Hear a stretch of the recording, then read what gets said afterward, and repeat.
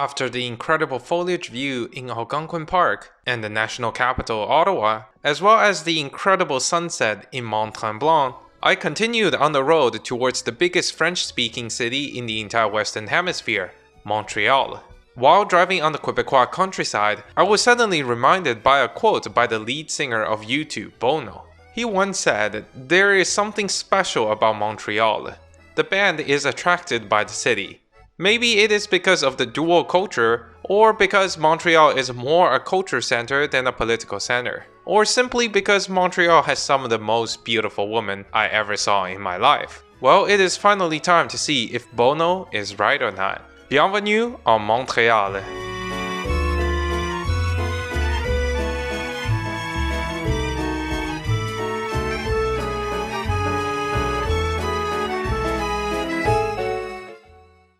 And my day in the French-speaking city began with a metro ride towards the city center. And quickly, I was reunited with a very old friend from a trip eons ago. Good to see you again, mon ami Quebecois.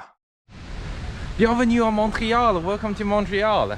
And as much as I want to show you around the city, my French is, how do I say it, as poor as me. So, yeah, instead I invited a special guest to come and explain everything for you so I can sit back and relax. Welcome, bonjour. Bonjour. This is my friend Marie and yeah, and where are we? Alors, nous sommes au Carré Saint-Louis devant les belles maisons Oh no. colorées. She is using it. The forbidden language. I don't understand anything. Come on, think hard. Think hard.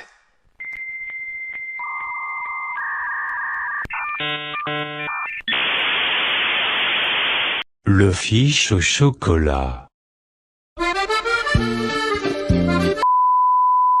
Ah, yeah, I totally understand that. You know, subtitles will totally help you with that, right?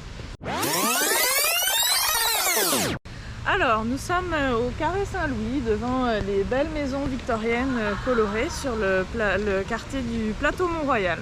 Ah, so finally now I know what I'm looking at and also where I am. Let's enjoy these houses painted in the rainbow colors. And then Marie also took me on a small walk around this beautiful neighborhood, which is 100% comprised of houses that are older than any single building I've seen back west in Vancouver. And despite their tiny size compared to a modern suburban home, these brick houses situated in this affluent neighborhood can ask for triple or even quadruple the price of a typical wooden house sitting in the suburbia. Well, one more goal to achieve in my next life. While the neighborhood has a facade that belongs only to the 1%, walking around it under the old trees and basking in its autumn tranquility was absolutely free. And I even got to meet a local resident.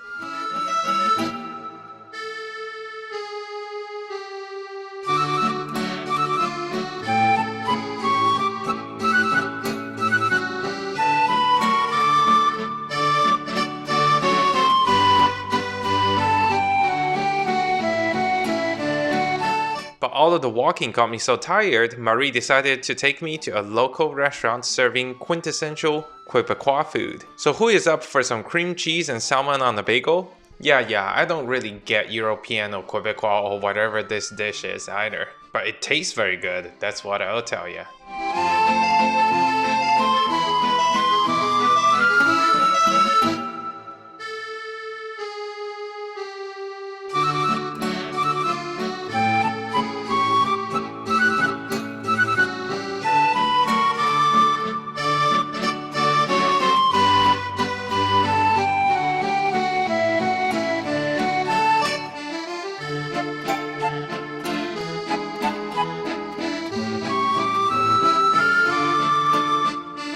After such a hard workout drinking all of the wine under the sun on the patio, I asked Marie to perhaps somehow reward me for all of my valiant effort. So she took me across the streets and we began slowly walking uphill. And exactly 1 minute and 4 seconds later, curiosity got the best of me.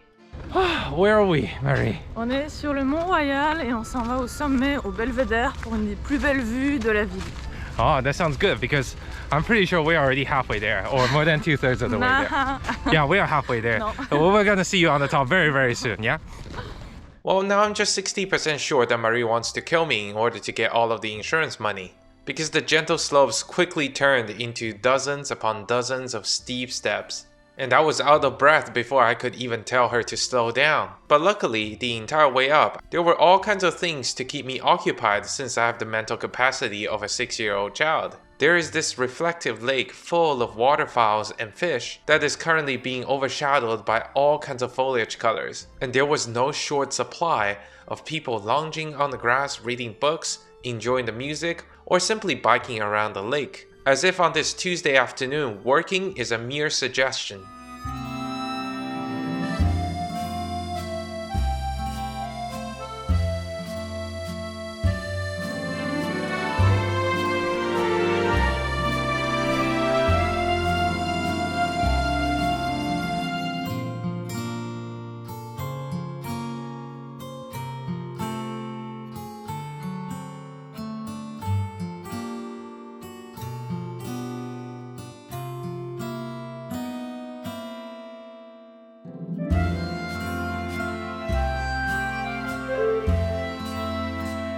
While walking around, I also found this chunky groundhog just trudging along in the underbush. If I'm not mistaken about the species, this is the biggest groundhog I have ever seen. It can probably 1v1 a raccoon and come out on the top. Maybe those bagels in the city are a little bit too nutritious. And of course, I cannot discount the view at the top, overlooking the entire downtown Montreal. Very few cities get to have this kind of claim to fame, with such a beautiful view overlooking the entire area, just a few minutes of walk outside the CBD. And I'm so glad that I get to enjoy this with someone on this beautiful afternoon. After such a workout, it is only natural that we ended up in Marie's favorite cafe, and it is time for more calories. So the name of this bakery, Les Copains d'abord, is the name of a very famous French song by Georges Brassens. Les Copains d'abord. Interesting. And is it from France? This bakery? Yeah? Yeah, exactly. Oh, and it's so nice inside. But sadly, only one of us considers YouTube a full-time job, and Marie had to leave for her evening work, so I bid her farewell in the cafe and began exploring on my own. The sun had begun to set, but my full day of exploration was not just over yet, so let's walk around just a little bit longer.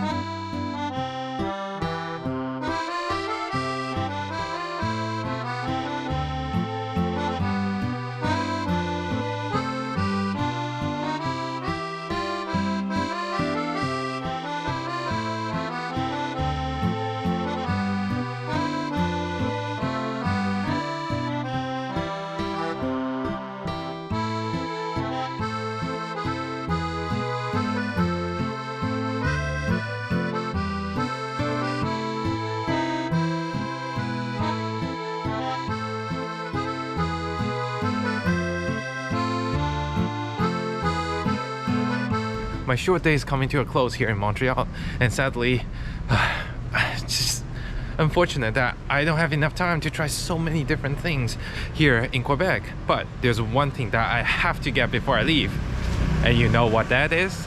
Yeah, you do.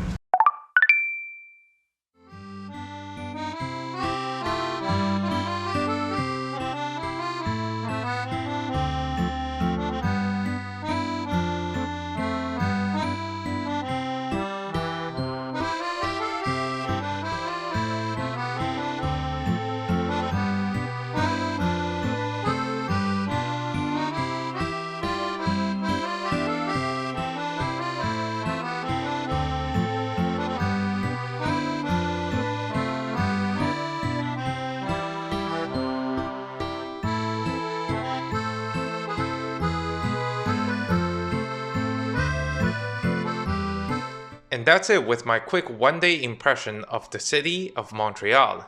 As I began driving away from the beautiful neighborhood of Mont Royal and slowly out of the city premise, and eventually out of the province of Quebec, I couldn't believe that I was missing this metropolis already. This one day of a quick look around definitely was not enough. as the beautiful buildings, nice people, and mesmerizing views had already made me fall in love with the city. I gotta come back and thoroughly explore the city once more, and I'm here formally putting it onto paper. But my next destination was just waiting for me around the corner, as I had to hurry up on my literally 1,000 kilometer drive. And quickly the light began fading away from the horizons on the west, and I was briefly passing by Toronto on the outskirts. I was getting extremely excited, because the next place is also somewhere that I've been wanting to visit for more than a decade.